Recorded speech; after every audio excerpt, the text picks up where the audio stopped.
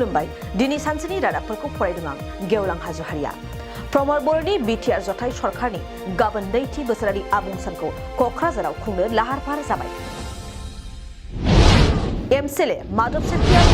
BTR सरकारनि गाबोन नैथि बोसोरारि आबुं साननि हाबाफारियाव 7-8 रोजा सुबुंफोरा बाहागो लागोन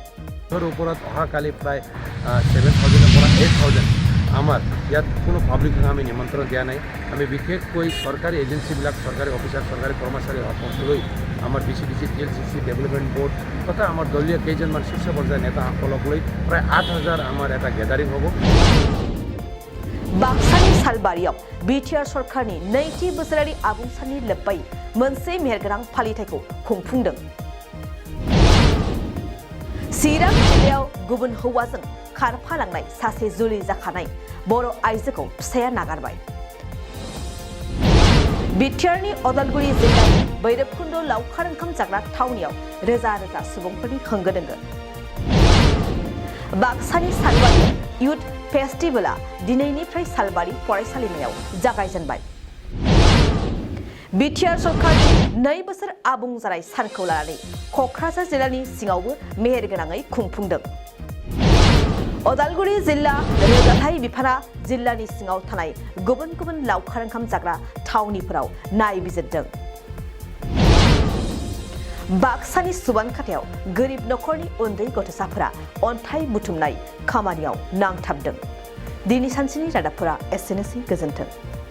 नोंथाङा सानाय सुनाय बेरामनि जेंनायाव गोग्लैदों नामा जुदि नोंथाङा सानाय सुनाय दंब्ला जिंगासिनांगौ गैया